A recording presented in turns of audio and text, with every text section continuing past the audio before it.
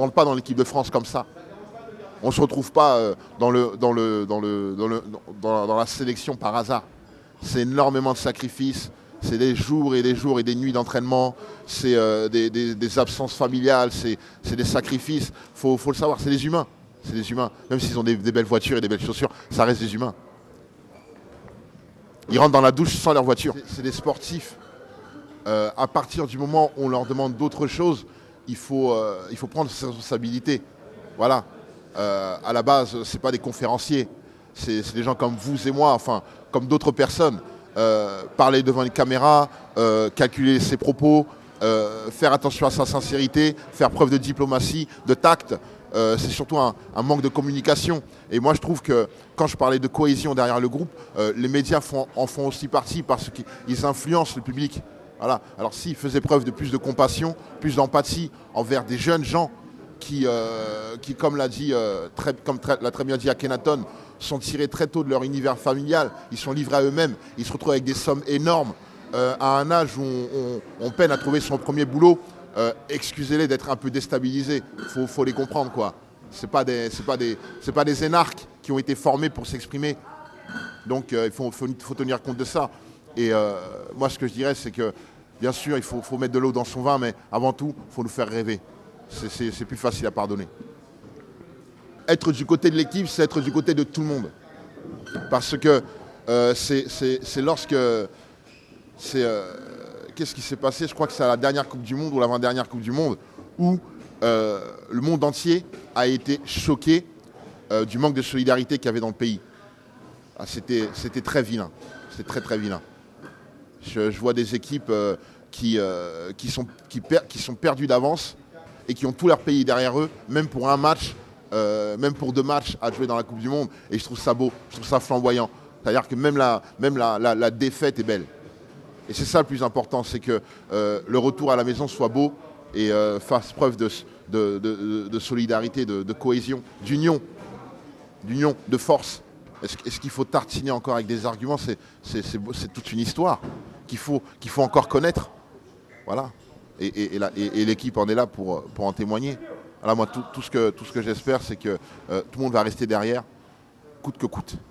Moi, j'ai fait cette campagne parce que, déjà pour le plaisir de travailler avec des amis comme Kim Chapiron et d'autres membres de l'équipe qui sont un peu moins connus, pour le plaisir, pour la fierté de contribuer à la lumière qu'on peut faire sur l'équipe de France, et aussi pour marquer une importance, c'est ce que je disais tout à l'heure, c'est éviter toute suggestion négative vis-à-vis de ce miroir qui nous représente à travers le monde entier.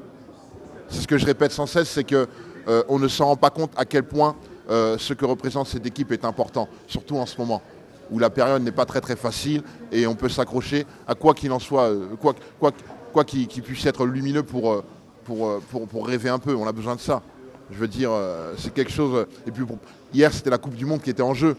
Imaginez cette fête sans les Bleus. Imaginez, est-ce que c'est possible? Non. Hier, elle a prouvé que non, c'était pas possible. J'ai grandi sur une île sans mer, aux vagues sèches et grises. Sur les hauteurs, je flottais en visant les autres rives. Des globules métissés circulent dans les artères bouchées du cannibale au mi-pattes métalliques roulant dans ces bouches qui, à l'aube, crachent les gens qui baillent et les mangent aux heures de pointe. Les titis n'ont pas le temps de leur ville, les passants viennent de loin. Nous, dès qu'on veut profiter d'elle, un peu la vie se complique. Courir sur la forme olympique vous trace le regard oblique. À force de pression constante, la tension va s'estomper par imprudence. Des gens qui s'aiment sans gare se laissent tomber. Je démontre un escargot à la coquille dure à pénétrer, mais le monstre est beau. À chaque retour, vous reconnaîtrez. Pour commencer, moi, Courtrajmé, quand je les ai rencontrés, ce fut un choc culturel. Parce que je me suis retrouvé dans le futur. Je suis, comme beaucoup, je ne suis peu surpris de ce que font les membres de Courtrajmé aujourd'hui parce que c'était écrit dans leur folie, dans les idées qu'ils proposaient. Et malgré le doute qui pouvait quelquefois nous entamer, parce que lorsqu'on amène une alternative, une proposition, on ne mettra pas tout le monde d'accord. Et ceux qui se retrouvent affectés par l'idée peuvent très mal le prendre et saper saper l'énergie. Et c'est ce que je trouve valeureux, c'est qu'avec tout ça, ils aient réussi à s'exprimer, à changer les choses. Et il faut savoir que c'était encore mieux que les gens pouvaient s'imaginer. Et que c'était le ciment, la base de tout ce qui continue à se faire aujourd'hui, c'est-à-dire l'amitié. Voilà, l'envie de faire des choses, l'envie de changer le monde, avec comme première source d'énergie l'amitié. Voilà, la force des liens, les idées, l'union, le réseau positif, c'était ça le Courtrage-Mé. Et c'est 3 mecs à la base qui ont décidé que ça allait être comme ça, et on s'est retrouvés à peu près une centaine. Et c'est vrai que je m'estime comme très très chanceux d'avoir participé à cette période, parce que j'ai été témoin de quelque chose qui allait bouleverser la France culturellement à son insu. Aujourd'hui, quand je vois des jeunes citer Chétane en référence cinématographique, alors qu'à l'époque c'était très très décrié, je me dis qu'il a fallu être patient, mais que c'est à bon escient. Pour nourrir sa rivière, il faut aller à plusieurs sources, en ce qui me concerne. Et pour moi, le cinéma réunit, je le dis tout le temps, la pointe d'expertise de tous les arts mélangés. C'est-à-dire un bon film, c'est le mélange du meilleur chef opérateur lumière, du meilleur cadreur, du meilleur scénariste qui écrit, du meilleur costumier, du meilleur musicien pour la musique, et ainsi de suite, jusqu'à obtenir le film parfait, et qui ne le sera pas, hélas, parce qu'il faut bien en faire un prochain, et il faut des bonnes raisons pour ça. Et donc, on peut dire que beaucoup de films vous inspirent par un dialogue, par un regard, par une bougie qui s'éteint, par toute la magie qu'une grosse équipe a insérée dans une seconde d'image, au moins. Et donc, pour moi, c'est une source inépuisable.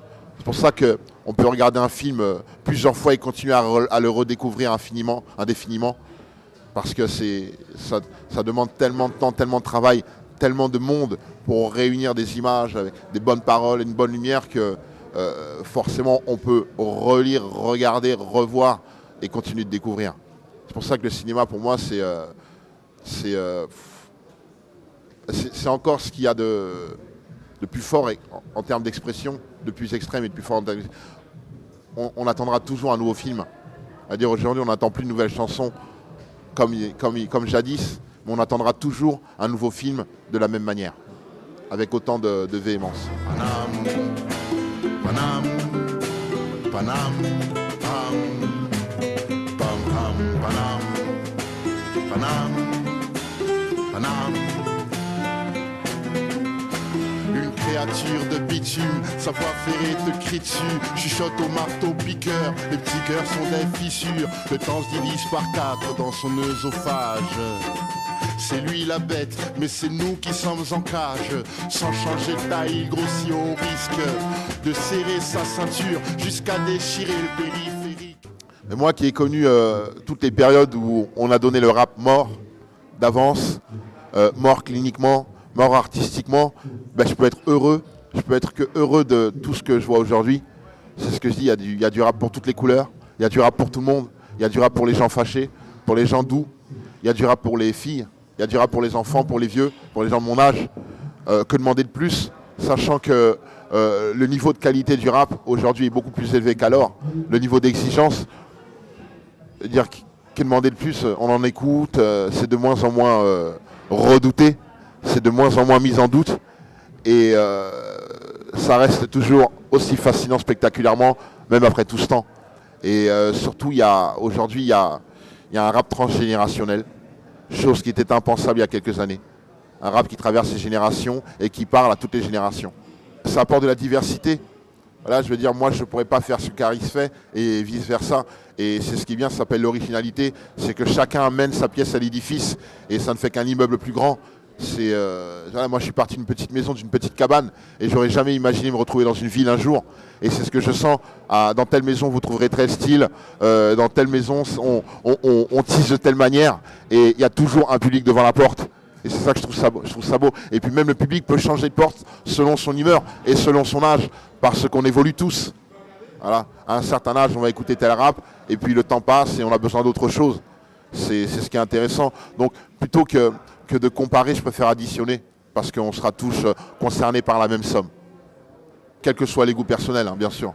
Moi, je supporte toujours, même si j'apprécie pas, parce que pour diverses raisons qui me regardent, j'encourage toujours, vraiment. Toujours, toujours, toujours. Même dans ces rares passages, le soleil sait se faire beau. La chaleur accueillie, tel un joli fardeau. Magistral au mois de mai, la joie devient capitale. À demi nu sur les terrasses, les fraîcheurs sont admirables. Les quais sont florissants, inondés de coulées vertes. Chaque rencontre se change en amicale découverte. Agrippés aux ailes des bateaux mouches. Dans les parcs on pique-nique en chantant. Panam, Panam, Panam, Pam, Pam, Panam, Panam, Pam, Panam, Pam, Me considérant comme étant dans le futur, à une distance que je ne peux définir, j'essaye de prévenir, d'avertir de ceux dont on pourrait se plaindre dans un futur assez proche. Voilà. Et puis on l'entend tous les jours, les gens qui se plaignent de leur vie. Et qu'est-ce que c'est de se plaindre de sa vie si ce n'est pas se plaindre du temps, vu que sa vie n'est qu'un temps. Voilà. Donc voilà, c'est quand je parle de temps, je parle de choses très très très précieuses. Je parle de votre vie, minute par minute. Je ne parle pas de votre vie en général. Je parle de votre vie minute par minute et de votre vie tout de suite. Voilà. Donc oui, je trouve que c'est très important. Je trouve que le temps est plus important que l'argent, plus important que la famille. Parce que si on n'a pas de temps pour sa famille, il n'y a pas de famille. Voilà.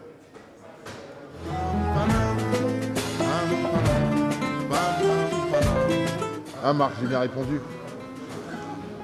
Parce que je vais oublier des choses, c'est ça qui m'énerve. Après l'interview, je me dis, ah mais j'aurais dû dire ça.